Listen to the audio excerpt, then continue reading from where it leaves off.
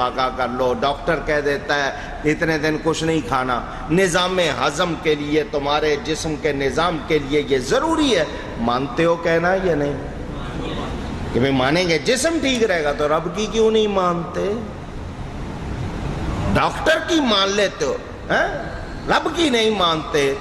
اور پھر تربیت اس مہینے میں کتنا وقت کھانے پینے میں ضائع کرتے، روزے سے وقت کی اہمیت بھی معلوم کہ ہر وقت چل رہے ہو، روزے میں کھانا پینا کم نہیں ہوتا بلکہ عام دنوں سے زیادہ ہو جاتا ہے۔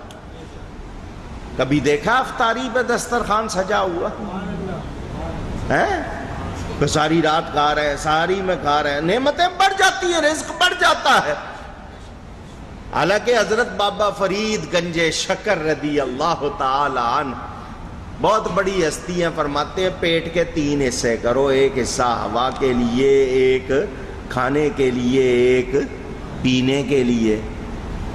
خوردن برائے زیستن نہ کہ زیستن برائے خوردن، کھانے کے لیے زندہ نہ رہو، زندہ رہنے کے لیے کھاؤ۔ لیو ٹو ایٹ کہتے ہیں اور ایٹ ٹو لیو، لوگوں نے بنایا نہیں جی، میں تو زندہ ہی کھانے کے لیے ہوں۔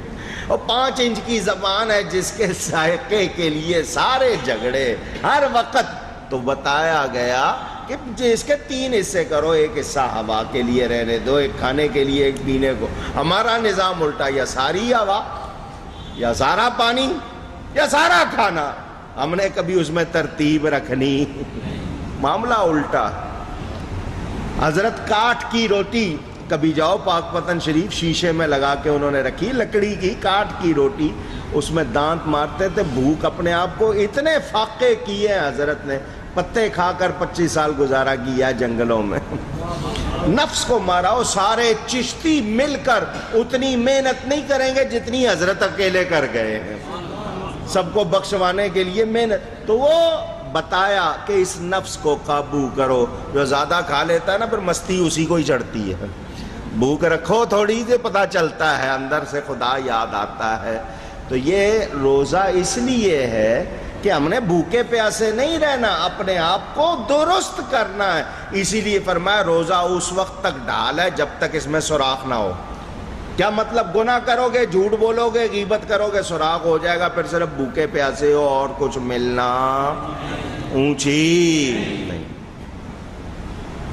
یہ میں نے آپ کے سامنے تھوڑا سا فلسفہ رکھا اندازہ کرنے کے لیے، حالانکہ ضرورت نہیں، مگر جو لوگ عقل کے پیمانے پہ ناپنا چاہتے ہیں ان کو پتہ چلے یہ میرے رب کا حکم ہے۔ رب کے حکم کے بعد پوچھنا ہی نہیں کہ کیا حکمت ہے، کیوں ہے، بس رب کا حکم ہے کرنا ہے۔ لیکن آپ کو بہت زیادہ ہوتی ہے کیوں حکم ہے، تو بتا دیا تمہارے لیے ہے۔ کس کے لیے؟ اب آپ نے جانچنا ہے، شیطان ہے بند، اب کیوں گناہ ہو رہا ہے، پوچھنا ہے اپنے آپ سے۔ کتنے شیطان ہیں جو ابھی ہمارے اندر، کیونکہ جنوں میں انسانوں میں شیطان ہوتے ہیں، وہ جنات بند ہو گئے، سرکش شیاطین۔ پتیلی گرم ہو، دیگچی گرم ہو، آگ سے اتار کے اگر نیچے رکھو کچھ دیر تک گرمی رہتی ہے نا، شیطان بند ہو گیا، لیکن اس نفس کو جو اس کی عادت پڑی ہوئی تھی وہ کچھ دیر تک تو رہے گی نا۔ یہ اس کو کنٹرول کرنا ہے، آپ نے اس کو سکھانا ہے اور اپنے آپ کو پرکھنا ہے، میں کتنے کام شیطان کے کہنے سے کرتا تھا، کتنے نفس کے کہنے سے کر رہا ہوں۔ یعنی آسانی کر دی تاکہ روحانیت مل جائے۔ آئیے اب میں آپ کو کچھ حدیثیں سناؤں۔ آپ نے فلسفہ سن لیا، اب آئیے ایمان والے تاکہ ان کا ایمان اور زیادہ ہو۔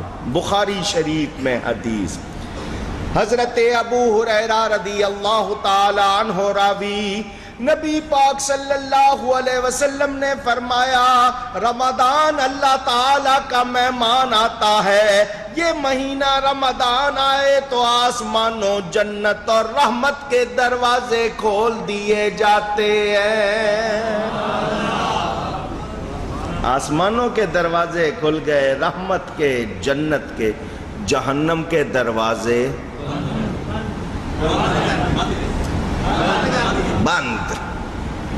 شیاطین جکڑ دیے جاتے، قید کر دیے جاتے۔ بیہقی شریف میں حدیث پاک موجود، راوی ہیں حضرت ابن عباس رضی اللہ تعالی عنہما، وہ فرماتے ہیں حضور صلی اللہ علیہ وسلم رمضان میں قیدیوں کو رہا کر دیتے تھے۔ عبادت کرو جاؤ، قیدیوں کو ہر سائل کو عطا فرماتے تھے، ہر سائل، سین الف حمزہ لام، سائل مانگنے والا، جو بھی کوئی آتا حضور سب کو، میرا ساتھ دو ورنہ تقریر روک دوں گا، سب کو عطا فرماتے تھے۔ کیوں میں آپ سے کہلواتا ہوں؟ وجہ ہوتی ہے، میں نے کوئی خواب آپ کا زور نہیں لگوانا، میں ہی لگا رہا ہوں۔ حضور ہر سائل کو عطا فرماتے تھے، اور سنو بخاری شریف میں حدیث، حضور کی سخاوت تیز ہوا سے بھی تیز ہوتی تھی،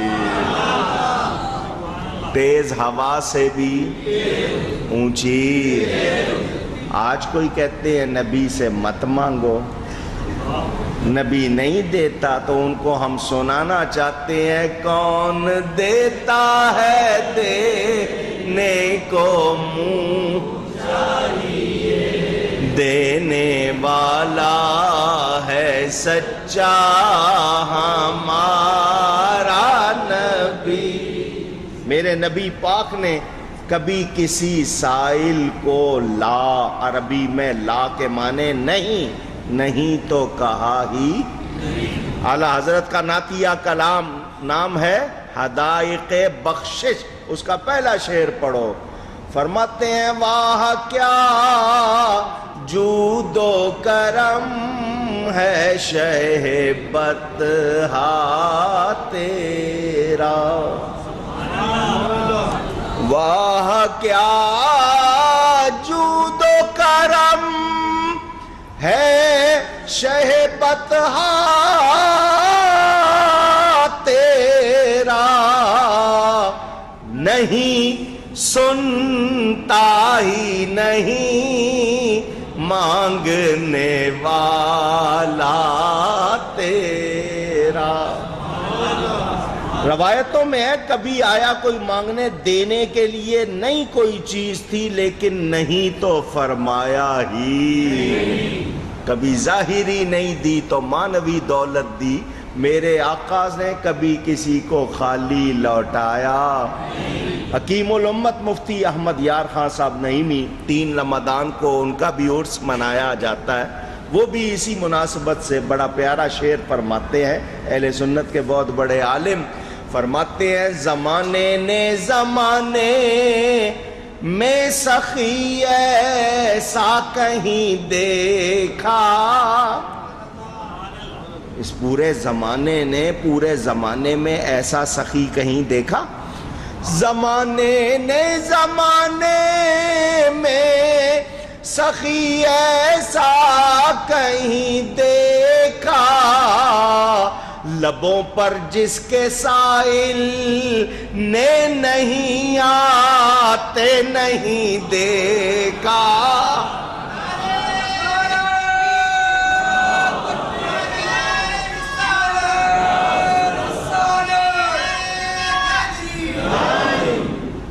میرے نبی کی سخاوت اس مہینے میں تیز ہوا سے بھی تیز ہوتی تھی، اور سارے جہان کو وہی نواز رہے، رب کی عطا وہی بانٹ رہے ہیں۔ بیہقی شریف میں حدیث پاک موجود، حضرت سلمان فارسی رضی اللہ تعالیٰ عنہ راوی، شعبان میں حضور واز فرماتے ہیں رمضان کے آنے سے پہلے، اور لوگوں اللہ کا مہمان آ رہا ہے، بڑا پیارا مہینہ رمضان، اس میں نفلوں کا ثواب فرضوں کے برابر اور فرضوں کا 70 گنا زیادہ، 70 درجے زیادہ۔ 1 درہم خرچ کرو گے 1000 کا ثواب، کتنا؟ اللہ